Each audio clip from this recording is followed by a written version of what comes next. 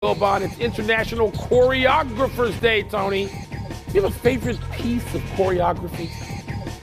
Tony Kornheiser, do I? Hit it, boys. Penguin dance. Oh, goodness. Now to the right. Now back to the middle. Now slow it down. Now speed it up. Yeah, the penguin dance. It's the best. Haven't we been years without two things I could go years without? Uranus jokes and the penguin dance. Had we successfully removed ourselves from those two? That's exactly why you're not producing this show. Yeah. Because people love these things. Welcome to PTI, boys and girls. In today's episode, the Cavs beat the Thunder, NFL teams reach out to Bill Belichick, and Booger McFarland joins us for 5 good minutes. But we begin today with tonight's resumption of the college football playoffs after what feels like a long delay. Penn State will play Notre Dame in the Orange Bowl in Miami. Penn State got there by beating SMU and then Boise State. Notre Dame got there by beating Indiana and then Georgia. The Irish are a slight 2-point favorite. Wilbon, which of these teams do you trust more tonight? Notre Dame, and I don't know why. It's been a long time for both of them. So let me just admit, Notre Dame, Penn State, this is where I live. I mean, growing up watching Notre Dame and hating them pretty much every week, just because my brother Don loved them, I was required to hate them.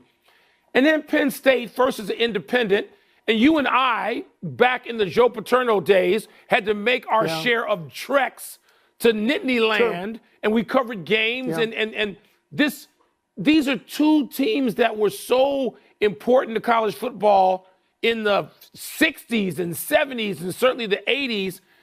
And I'm really intrigued by it, Tony, although you know there's a 17-13 game waiting to break out of this. Because these teams, they play that. They have running backs that will dominate defenses, special teams, and the approach of their coaches. But I think that Penn State has been so bad, like 1-something against top 5 teams. I trust Notre Dame more, although I can't sit here and say I think that Notre Dame is some lock to just beat the daylights out of Penn State. I don't see a beatdown coming. Yeah, we are sort of aligned on this. I think in the regular season, Penn State had a significantly harder schedule. They had to play Oregon. They had to play Ohio State. Notre Dame didn't have to play any teams remotely as good as that, but Penn State lost those games. So if you ask me, do I trust Penn State? My answer is no. To get the correct number, James Franklin at Penn State is 1-13 against teams in the top 5. And Notre Dame right now is ranked 3rd. Penn State has lost its last 10 games in a row as an underdog, and they are a 2-point underdog, so there is a pattern there. But when I look at the body of work of Notre Dame, I am somewhat skeptical. The Northern Illinois thing is an absolutely terrible loss. Some of the teams that they played that were ranked, like Army and Navy, really cannot compete on an elite D1 level. Yeah. And Notre Dame does not pass the ball. They don't gain any yards when they pass the ball. He's going to have to throw it tonight. Yeah, now, their win against Georgia was really impressive because they didn't let Georgia get anything.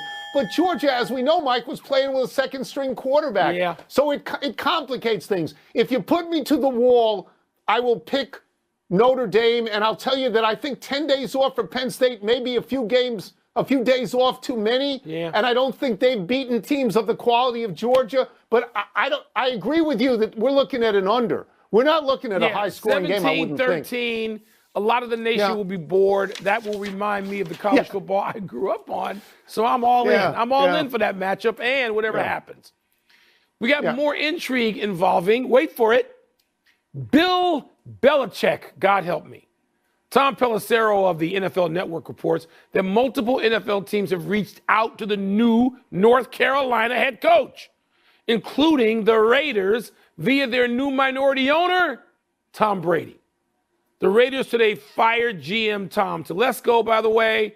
Belichick agreed to coach the Tar Heels just a month ago, and Mike Lombardi, the new Tar Heel football GM, told Pat McAfee that Belichick is completely committed to UNC. Tone, is a return to the NFL something Belichick should seriously consider now? Now, I mean, I don't think so. This story feels like you're closing the barn door after the horse got out. It feels sort of panicky. Are you telling me that Tom Brady didn't reach out to Belichick Before this? Why? Because he lost his phone number so he could call Robert Kraft and get the phone number back? And if you want to say to me, no, what happened was nobody knew that Las Vegas was going to fire Antonio Pierce. Oh, okay. we knew. But if Belichick's name was out there, you had to call him. You had to say, are you available? Are you interested? And certainly, Mike, a month ago when he started playing footsie with North Carolina, if his name was on your board, you would have called him then. Okay, here's the deal. And this is what happens now in just the endless cycle of reports and refuting and podcasts. And Bill Belichick isn't leaving North Carolina. And to entertain anything else, to me, seems to be stupid. He's not. People call people. I've said this to you for the last 2 days. Executives and coaches and assistant coaches, it is just calling. It's so incestuous, any sports industry. They're calling each other all the time. Tom Brady's not calling Belichick to come and coach the Raiders. If he called him, and I can see him calling him, he's calling him to say, hey, we're thinking about bringing Gerard Mayo in to be a defensive coordinator. What do you think? Or we got this guy we're thinking about bringing in special teams who worked for us for 2 years. What do you think? Calls can be anything. Tom Brady, he and Belichick could barely speak to each other when they parted. He's not calling him to coach or run the Raiders. Stop the stupidity, look, people.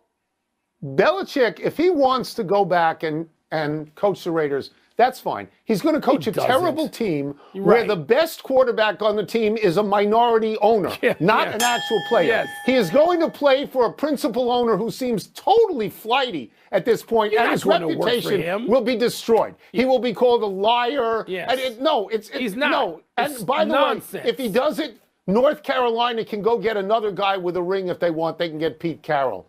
All right, let's revisit last night's Oklahoma City-Cleveland game. Close game all the way. There were 30 lead changes. Cleveland ultimately won by 7, 129 to 122, but it was essentially a one-basket game. You got your money's worth on this one. Wilbon, what did you learn from this game? Tony, I don't know that learn is the word. There were some things reinforced. And it's about how good these teams are, how talented they are. There's no more big three. Forget that model, right? You draft, you develop. And so you get a guy like Jalen Williams who has 25-9. People have no idea who Jalen Williams is yet. Isaiah Hartenstein, who the Knicks had to let go. 18-11-8.